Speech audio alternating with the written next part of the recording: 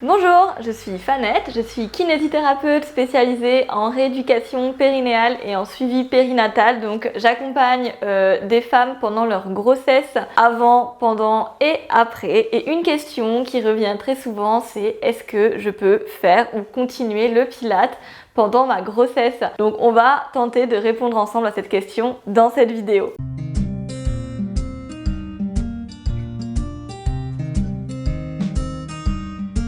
Alors déjà, le Pilates, qu'est-ce que c'est? C'est une méthode de renforcement musculaire profond qui vise à renforcer le centre, donc le périnée, les abdos profonds et tous les petits muscles du dos, et ensuite d'engager la périphérie tout en contrôle, en respiration, en maîtrise et en fluidité. Donc on peut se dire, c'est super quand on est enceinte, on va pouvoir se renforcer tout en protégeant son périnée et ne pas avoir le ventre trop flasque quand on aura accouché. Ce qui est important de comprendre, c'est que quand on est enceinte, en fait, le ventre grandit parce que les abdos sont souples.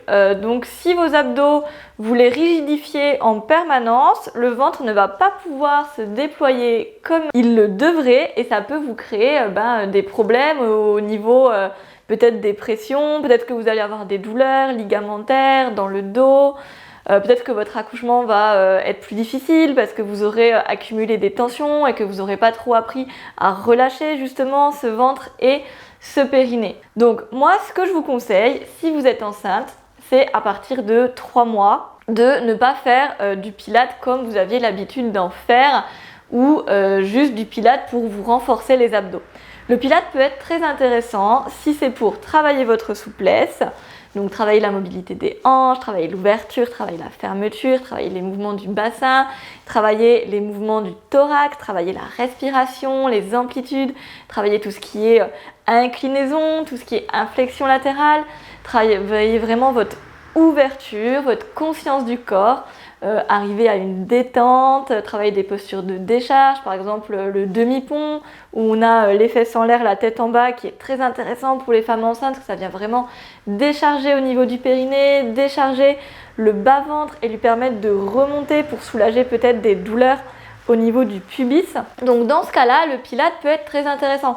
Mais à partir de 3 mois, on enlève tout ce qui est exercice de gainage, tout ce qui est exercice de renforcement purement abdominal qui est très présent dans le Pilates. Concrètement, comment faire si vous voulez continuer à prendre vos cours de Pilates ou vous mettre au Pilates pendant votre grossesse? Déjà, je vous conseille de prendre des cours avec quelqu'un qui est spécialisé, qui s'y connaît un peu dans la grossesse, de ne pas vous mettre dans des cours où il y a 25 personnes parce que c'est sûr que même si vous dites au prof que vous êtes enceinte et que vous ne devez pas faire certains exercices, il n'aura pas forcément le temps de venir vous corriger spécifiquement et vous proposer des alternatives. Après, le mieux, c'est d'aller dans des cours spécialisés. Donc il existe des cours de Pilates prénatal où justement c'est plus des étirements, du travail avec du ballon, de la relaxation, du travail de mobilité spécifique et on n'insiste pas sur ce renforcement abdominal puisque vous l'avez compris, les abdos doivent rester souples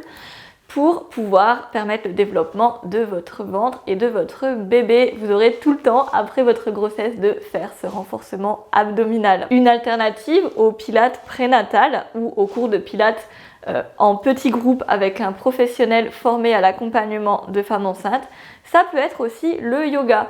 Donc soit du hatha yoga assez doux, du yin yoga ou carrément du yoga prénatal où là encore vous êtes dans un groupe où il n'y a que des femmes enceintes. Souvent c'est des petits groupes et la personne vous accompagne, vous donne des astuces pour bien respirer, bien vous placer, soulager les douleurs que vous pouvez avoir pendant votre grossesse, que ce soit des sciatiques, que ce soit des douleurs ligamentaires à l'avant, que ce soit des douleurs sacro-iliaques, des douleurs au niveau du milieu du dos, enfin bref, vous allez avoir des conseils vraiment spécifiques à votre état actuel et ça peut vraiment vous faire du bien. Moi, je conseille vraiment à mes patientes de prendre des cours, soit de Pilates prénatal ou de yoga prénatal pour faire un complément à nos séances et vraiment de se sentir bien dans sa grossesse, de prendre soin de son corps parce que c'est vraiment une période où il est fortement sollicité, il y a des gros changements.